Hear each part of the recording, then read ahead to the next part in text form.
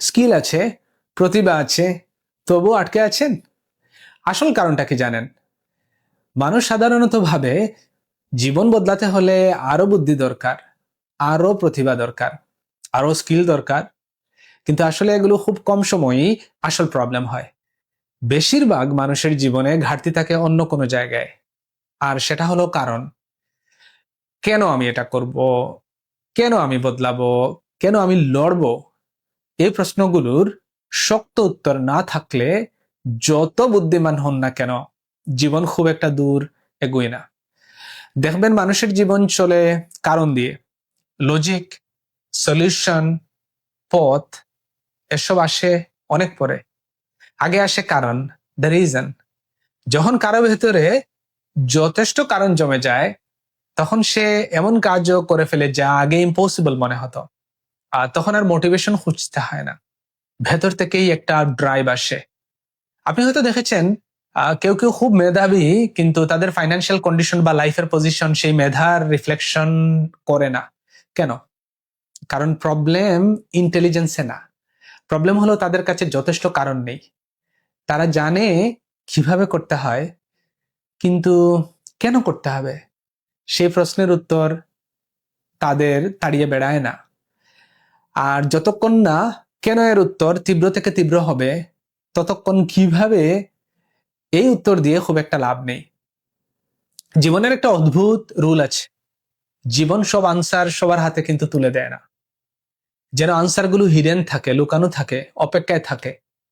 যাদের ভেতরে রিয়েল কারণ আছে, রিয়েল জানার ইচ্ছে আছে, করার ইচ্ছে আছে, জীবন ধীরে ধীরে তাদের কাছে সেই আনসারগুলো আনলক করতে থাকে। কিন্তু যাদের ভেতরে আগুন নেই, তাদের সামনে দরজা খুলে না।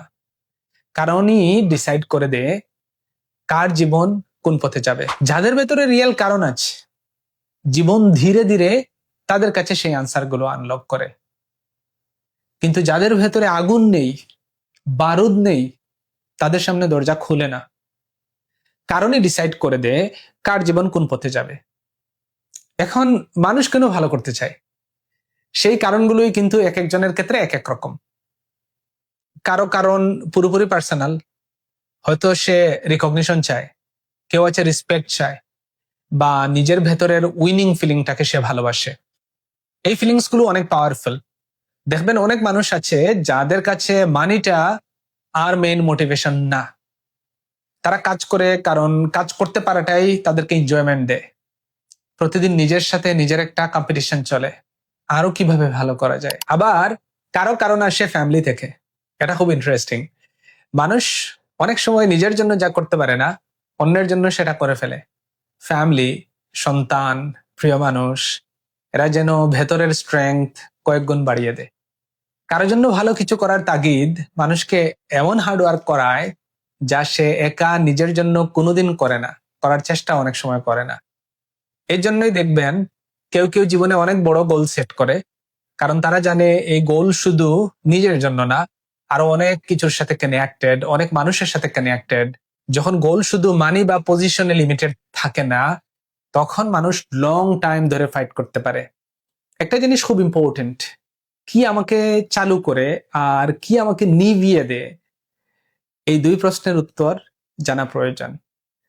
কোন জিনিস আমাকে সকালে বিছানা থেকে লাফিয়ে উঠে কাজে ঝাঁপিয়ে পড়তে বাধ্য করে, আবার কোন জিনিস আমাকে ভেতর থেকে নিস্তেজ করে দেয়, আমি হারিয়ে যাই, এই দুটো বুঝতে পারলে জীবনে বড় ধরনের পরিবর্তন আসে। অনেক সময় আমরা জানি না কোন হ্যাবিট, কোন থট প্যাটার্ন, কোন এনভায়রনমেন্ট আমাদেরকে ধীরে ধীরে নিভিয়ে দিচ্ছে। মজার ব্যাপার হলো অনেকের জীবনে অনেক বড় বড় চেঞ্জ আসে খুব ছোট ছোট মুহূর্ত থেকে, আনকমফোর্টেবল মুহূর্ত থেকে। অনেক সময় কখনো কখনো খুব সিম্পল একটা ইনসিডেন্ট মানুষের ভেতরে প্রচন্ড ডিসিশন ক্রিয়েট করে দেয়। লজ্জা পেয়েছেন কোনোদিন? অপমান হয়েছেন? অথবা অসহায় ফিল করেছেন কিনা? এই ফিলিংস গুলো যদি ঠিকভাবে ক্যাপচার করা যায়, তাহলে এগুলোই হয়ে ওঠে সবচেয়ে পাওয়ারফুল রিজন। তখন মানুষ বলে, ব্যাস, আর না, এই কন্ডিশনে আমি আর থাকবো না। এই ছোট ছোট কারণগুলো কখনো ইগনোর করবেন না, এগুলোই অনেক সময় সবচেয়ে ইফেক্টিভ হয়। কারণ এগুলো রিয়েল, পুরোপুরি পার্সোনাল, আর গভীর থেকে ফেল্ট, ভেতর থেকে অনুভূত। কোনো বই পড়ে পাওয়া মোটিভেশন না, কোনো স্পিচ শুনে পাওয়া উৎসাহ না, এগুলো নিজের জীবনের একদম কাঁচা এক্সপিরিয়েন্স। যখন কেউ নিজের ভেতরে এই ধরনের কারণ ক্রিয়েট করতে পারে, তখন জীবন চেঞ্জ হতে শুরু করে। সে আর এক্সকিউজ খুঁজে না, সে জানে কেন তাকে কাজ করতে হবে, কেন তাকে ফাইট করতে হবে, কেন আরো ইমপ্রুভ হতে হবে। জীবনে আলো জ্বলে ওঠে তখনই যখন কারণ ক্লিয়ার হয়ে যায়। একবার যদি সেই আলো জ্বলে যায়, তা সহজে নিভে না।